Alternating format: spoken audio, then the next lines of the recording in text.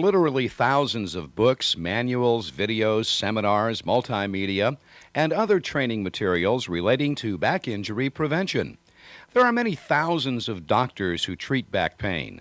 25% of workplace accidents relate to back injuries, causing $80 to $100 billion lost every year in the United States alone. Let's face it, back injuries are a big business. Preventing back injuries is a very popular subject because back injuries continue to occur at an alarming rate. What is the solution? This question was asked of a wide variety of back experts, medical professionals, and trainers from the United States and a number of other countries. An investigation was done on a wide range of back injury prevention programs, such as videos and interactive programs. We researched the files of universities who have done studies on back injuries. The results were surprising.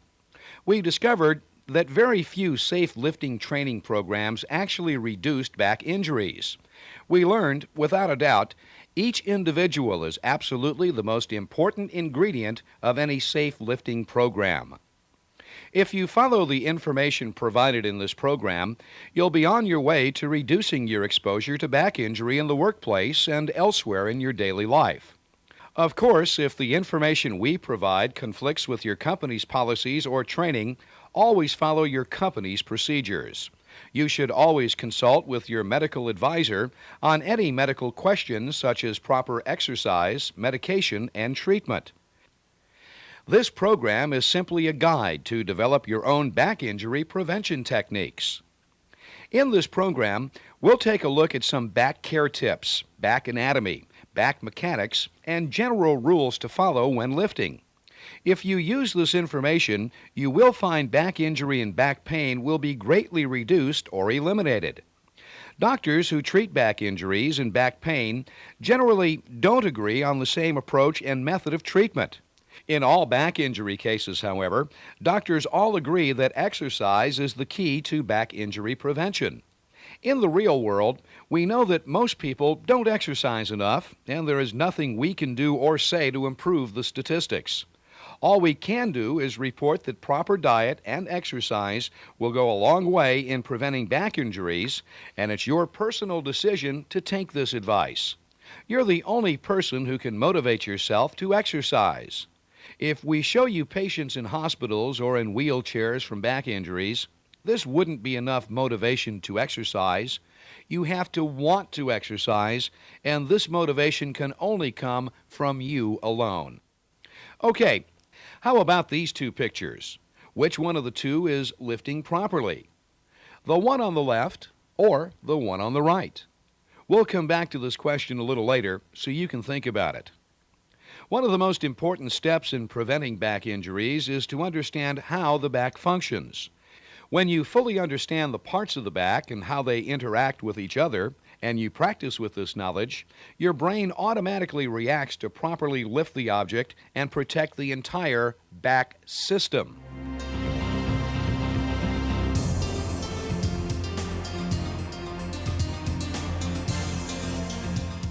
The human spine is a complex structure and vulnerable to injury, misuse, and the natural aging process.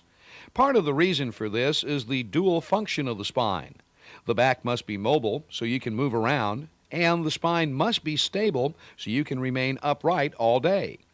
When discussing anatomy, remember the word vertebrae, which means the bones in your back. The spine is made up of 33 bones called vertebrae. The spine features 3 natural curves. First, there's the cervical or neck curve. The thoracic is the middle back curve. The lumbar or lower back curve is the third curve on your spine.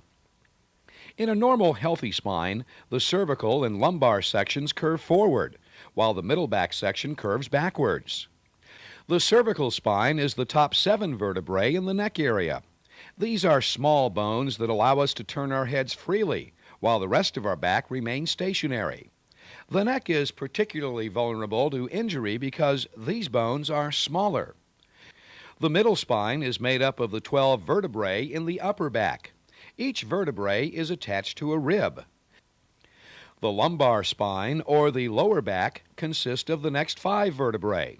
The lower back usually receives the most stress and strain. Most spine problems occur in the lumbar region. Below the lumbar region are the 5 fused vertebrae of the sacrum and the 4 fused vertebrae of the coccyx, which is the end of the vertebral column. Joining each pair of vertebrae is a facet joint. These joints function as hinges. These facet points guide the movement of the spine while also stabilizing the vertebral column. This is an important point to remember. The ideal alignment of the spine is when the joints in the spine are lined up so the back can twist and bend with little friction between the bones or vertebrae. Between each pair of vertebrae lies a flat, circular disc. The outer part of the disc is strong and hard. The inner portion of the disc is soft and absorbs shocks to the spine during any movement. Some people use the analogy of a soft hockey puck with fluid inside, or a jelly donut to describe the discs. Your primary objective when lifting anything is to keep the spine in its natural curves by keeping your back straight. The reason for this is to keep the disc spread evenly across the vertebrae so the disc won't be pinched due to bending of the back. Bending your back pinches the discs and exerts a tremendous pressure on one side of these delicate discs. Sooner or later, they are going to break, tear, or leak.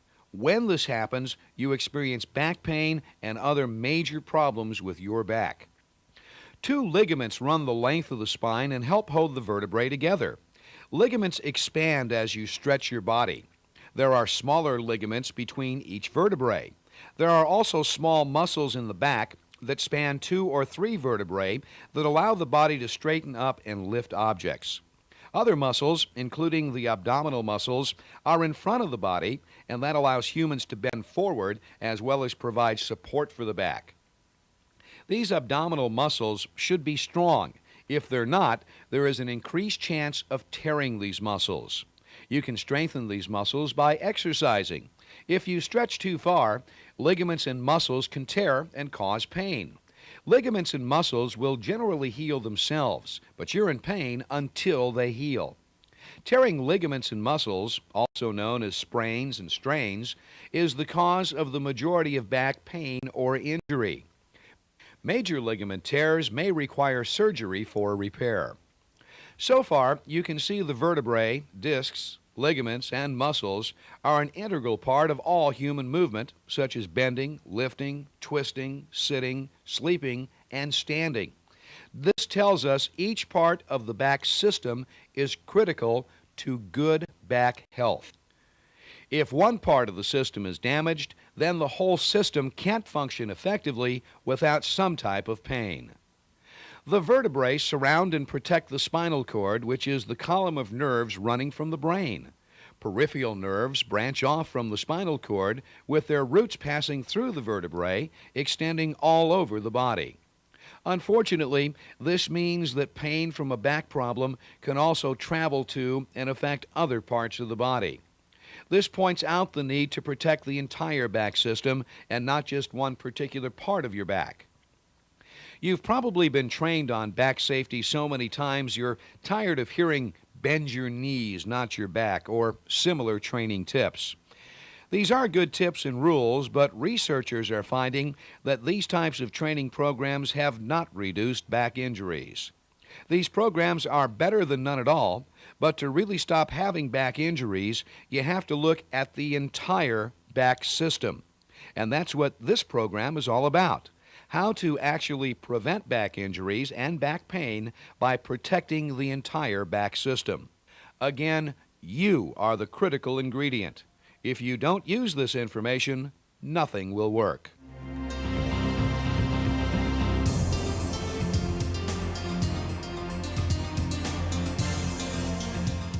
Generally, back pain is not the result of a single incident.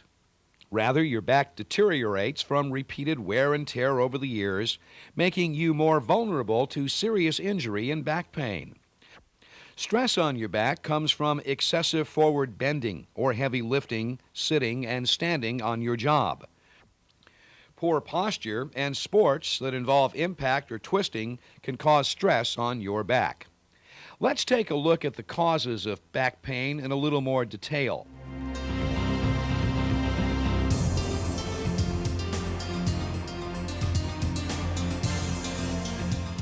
Most back pain stems from either muscle strains or joint and ligament sprains. Strains and sprains can occur when you bend too far or too often, lift a heavy load, or twist suddenly. While activities like these can occur every day, the damage may be mild enough not to cause inflammation, which means you may not feel any pain. It's easy to see how the small, delicate ligaments attached to your spine are vulnerable to tears. You're most likely to stretch and tear these ligaments than the large, stronger ligaments in your back.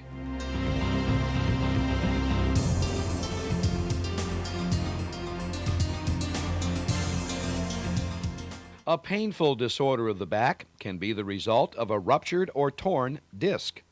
When a tear of the disc occurs, the soft inner portion of the disc can protrude into the spinal canal and compress a nerve root or the spinal cord. The damaged disc can also leak inflammatory fluid, which inflames the nerve roots.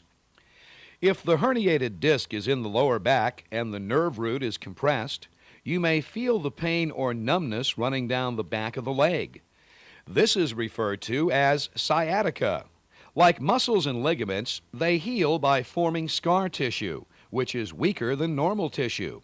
Most herniated discs heal without the need of surgery, but herniated discs can affect other parts of your body.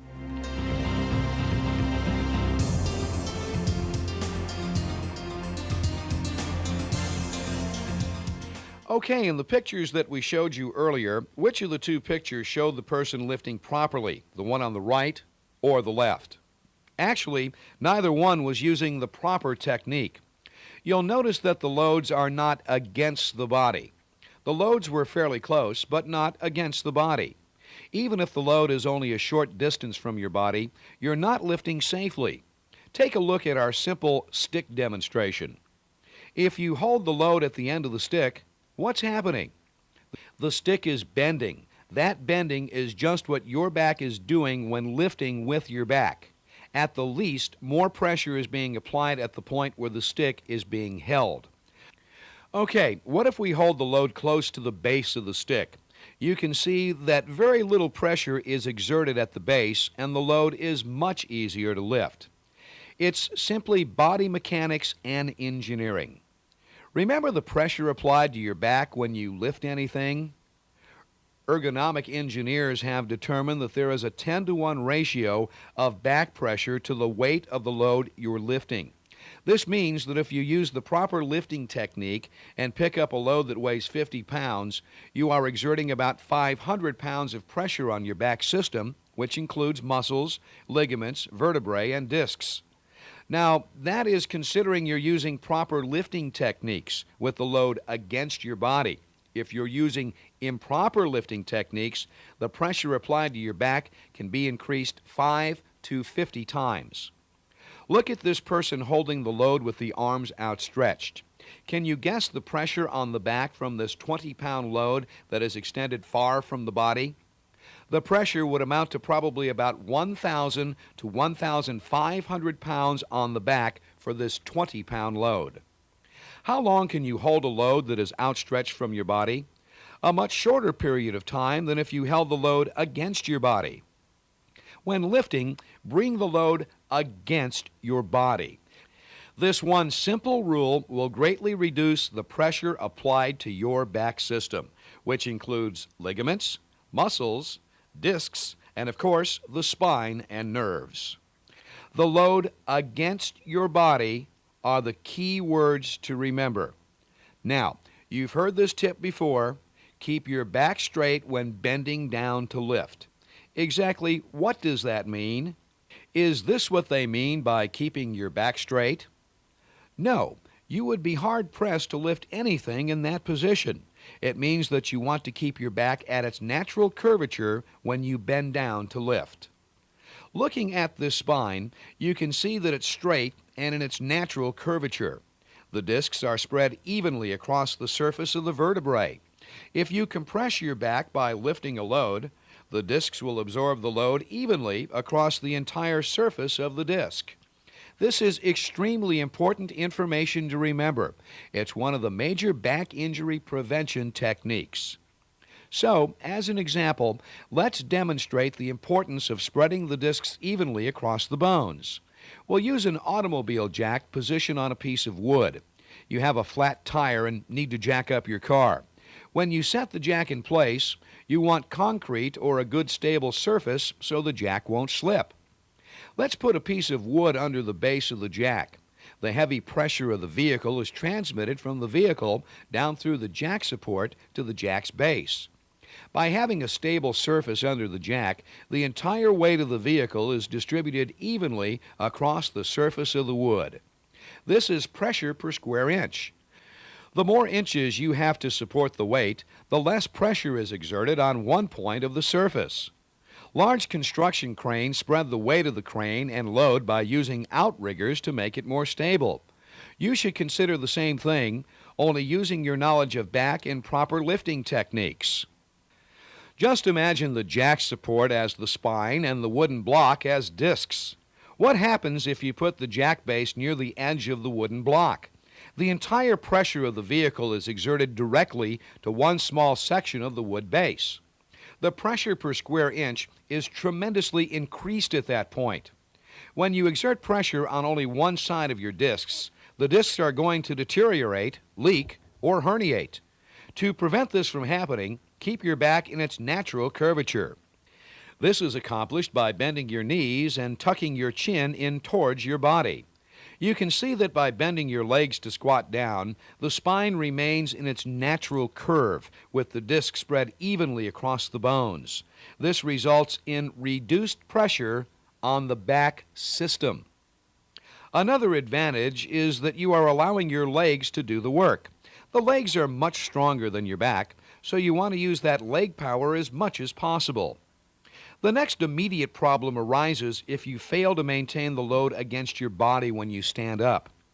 Learn and practice the lifting system that protects your back system. This is the easiest and safest way to lift, if you use it. After repeated practice, it will become natural and you won't have to think about it. If you remember this one principle, you can protect the back system when lifting anywhere, anytime. Okay, you know that you're not supposed to lift and twist, and you know the reason why this is an unsafe procedure. You must remember the back system, not just concentrate on one part of the system. Using additional support for your back system is an advantage. This means if you're lifting a load from under a rack, use your free hand to add extra support for your back. There are occasions when you can use your legs against a fixed object as support for your back. If you don't fully understand how the back system works, it's more difficult to make a good and safe judgment when lifting.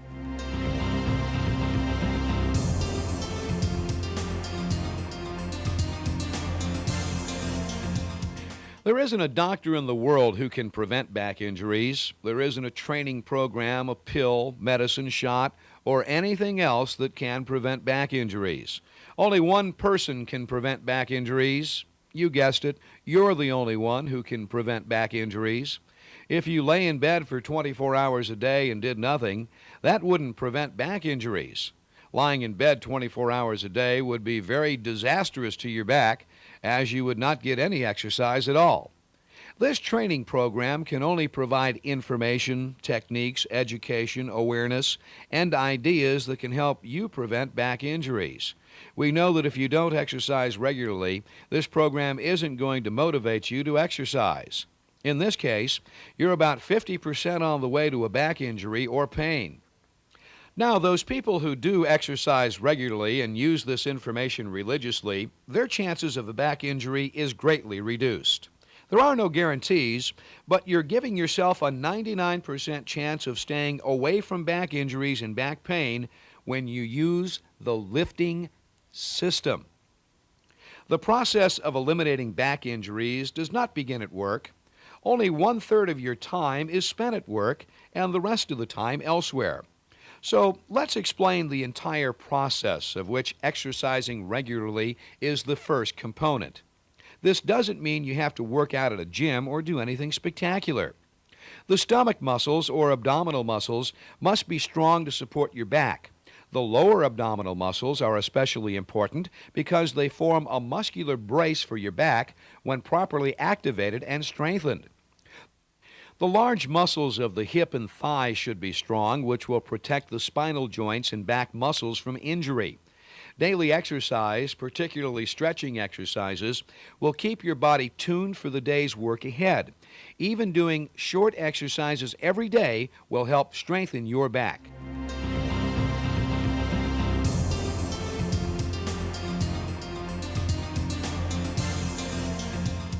Back injuries can result from a variety of activities. Here's a tip for people who sit and watch TV. Don't slump. Sitting improperly or slumping puts undue stress on your back by overstretching muscles and ligaments. Even while sitting in a chair with good lumbar support, the tendency is to slump forward as the back muscles become fatigued. You can place a rolled towel or other similar type of support at the belt line. This will help maintain the natural curve in your back. Sit with your pelvis against the backrest and with your feet flat on the floor when you're sitting in a chair with armrests. Avoid sitting for prolonged periods of time and take frequent breaks to stand up and stretch backwards a few times to reverse the curve of the lower back. When you're driving or riding in a vehicle, your knees should be above the bottom of your buttocks. In other words, adjust the seat so your knees are elevated higher than your thighs.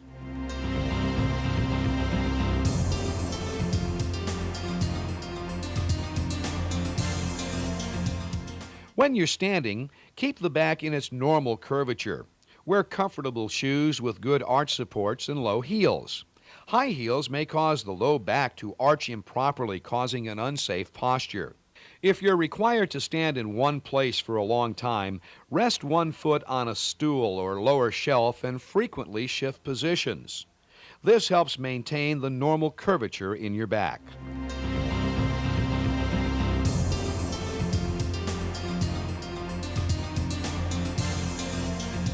Make sure your mattress doesn't sag. The natural curves in your back and neck must be supported. When lying on your side, place one pillow between your knees for additional back support. This really works well and helps relieve tired, aching backs. Physicians strongly recommend a firm mattress for back support.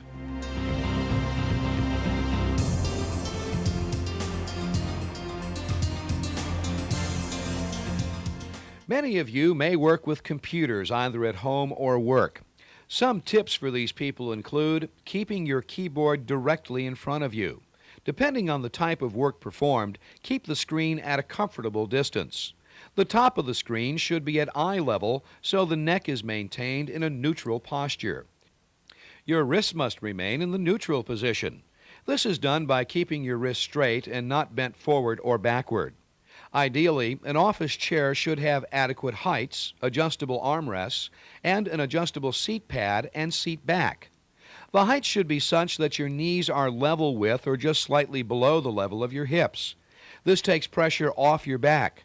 Armrests keep your arms comfortable while keeping your elbows bent at a 90-degree angle. Ergonomics simply means fitting the workstation to the employee's comfort. If the table is too high or too low, adjust the table to the correct height. People are different heights. Therefore, workstations or tables should be adjustable for each individual if at all possible. Some companies use robotics for tedious tasks, which reduce repetitive motion and exposure to a variety of problems. Many companies also use vacuum lifting equipment for lifting the same types of loads on a daily basis.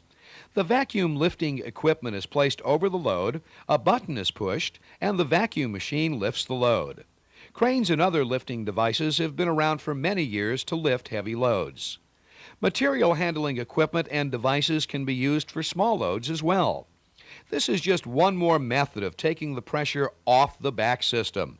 Of course, forklifts, pallet jacks, carts, and similar equipment can be used as much as possible. You're part of the solution, so if you can't find a better, safer way of lifting, be sure to make recommendations to your supervisor. A team effort in reducing back injuries is a worthwhile activity. One other tip about pushing and pulling objects. You should never pull a load or object. This can easily create a strain on ligaments, muscles, and add more pressure to your back. Always push objects, such as carts and materials, on rollers. Push, don't pull. Another important part of preventing back injuries that is often neglected is function training, also known as site-specific training. Function training is simply going through a work area, identifying potential hazards, and developing policies and procedures in order to reduce potential lifting hazards. New employees should have the benefit of being trained on their specific job with function training. Once the person has been trained and performs the job properly, the potential hazards don't become accidents and injuries. With function training, you look at the equipment and work process, how people interact with machines, safety procedures, and proper lifting systems for each work process. Then find solutions for potential hazards. It takes a little time, but it pays big dividends.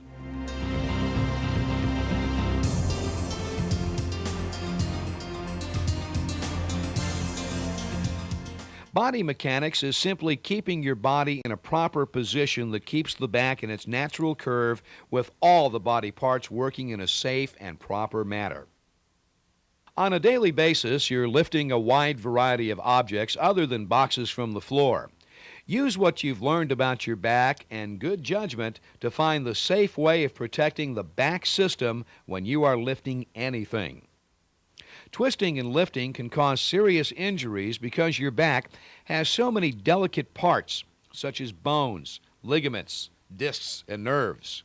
Any one of these body parts can be injured when twisting and lifting. Bending your back can damage your discs, and stretching too far can tear those muscles and ligaments. Good body mechanics are essential for a healthy back. Stretching, twisting, and bending your back are natural body movements, but you must resist twisting to protect your back system. If you're in good shape, exercise regularly, and a non-smoker, your back is much more flexible and will be less likely to experience an injury. You're asking, what does smoking have to do with your back? Medical experts state that smoking leads to drying and stiffness of the discs, making them more susceptible to injury. This can lead to herniation of the disc and will result in prolonged recovery time for minor back pain or injury. Eventually, poor posture, unsafe lifting techniques, lack of exercise, and old age is going to catch up with you. To help prevent prolonged recovery time from back injury, protect your back system when lifting anything. Your back is strongest when it's in its natural curvature. Muscles are stronger when they're at the middle of their range of motion rather than when the muscles are expanded or compressed. It's more difficult to lift an object when your body is bent forward or backward. Of course, your leg muscles are much stronger than your back muscles. If you bend your knees to pick up an object, bring it against your body and then stand up. By using this method of lifting, you are using your leg power and not back power. Leg muscles are stronger than arm muscles. The same theory applies to your arms. If you keep your arms straight down, then your leg muscles will do the work. If you try to rely on your arms, your back will support some of the load because your arms are simply not strong enough to perform the entire task alone. If you lift a 10-pound object and hold it 14 inches away from your body, you'll be exerting the same pressure on your back as if lifting the equivalent of 300 to 500 pounds or more. This does not mean you are lifting 300 to 500 pounds. Rather, you are exerting 300 to 500 pounds of pressure per square inch on your back. Think about all that pressure placed on your back. Remember to protect the system, your back system.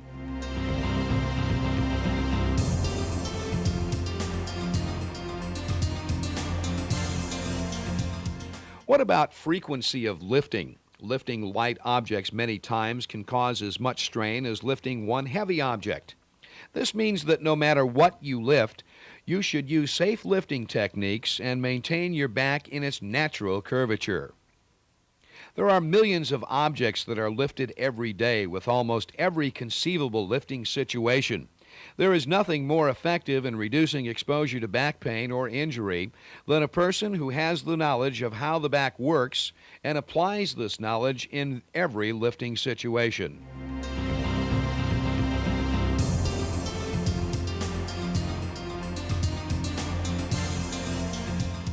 Before you lift anything, size up the weight of the load. If it's too heavy, ask for help.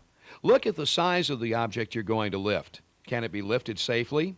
Bend down with your feet spread evenly over the object, remembering to keep your back in its natural curvature.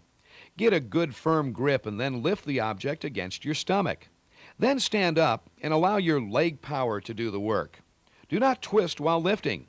If you're changing directions, lift the object and then turn your feet in the direction of travel. If you practice the techniques and use them on every lift, you won't have to think about it. It becomes second nature.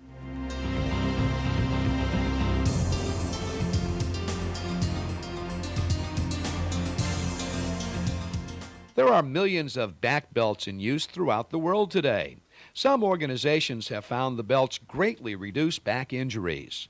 Other organizations have found the belts do not reduce back injuries at all. What is the real story on back belts? There have been limited scientific studies by NIOSH, a United States governmental agency, that stated back belts do not do any good, and in some cases they may do harm. There are some legitimate reasons for these findings. First of all, back belts do not increase the amount of load you can lift safely. The back belts have nothing to do with your back system. You can't lift any heavier objects with or without a back belt. Back belts should not be worn tightly around your stomach until you're ready to lift something. Obviously, many people who wear a back belt don't know or practice this rule. The reason for not wearing a back belt tightly is that a tight belt around your stomach can interfere with natural body functions and create problems. If you do wear a back belt, do not tighten it until you're ready to lift.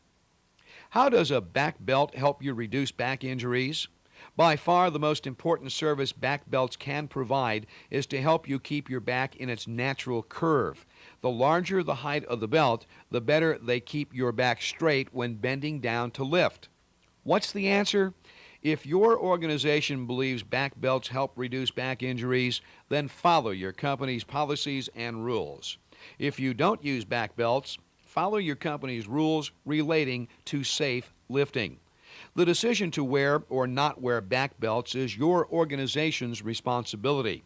To defend the use of back belts, a recent study of 600 people showed a significant increase in lost workday injuries for those who discontinued wearing back belts after wearing them for a length of time. Should you or should you not wear back belts? The ultimate responsibility to use back belts is you and your organization. One last thought. Think about the back system pressure zone. This is a new word, but an old concept. The red zone is lifting with the load outstretched or far away from your body. Red means danger. Next is caution, or the yellow zone. This is where the load is fairly close to your body, but far enough away to increase pressure on your back system. Next is the green zone. This is where the load you are lifting is against your body. The next buzzword to help you visualize proper protection for your back system is the safe lifting zone. The safe or lifting green zone is between your knees and shoulders. If the load is below knee level, bend your knees and lift with your legs. The lifting red zone is if the load is above your shoulders. Red means danger, so you need to use a proper stool or ladder designed for that purpose to maintain proper lifting techniques. Obviously, anything in between the red and green zone is a caution zone that requires some thought to find the best way to lift properly. Take these warning signs to heart and stop the bad habits and learn how to perform your job safely. No one can lift for you. It's your job. It's your responsibility to use your knowledge, good judgment, and common sense to prevent back pain or back injury. No one knows more about your job than you do, so develop safe habits and stay healthy. Think of the back system and the safe lifting system. It works. Thank you for your attention.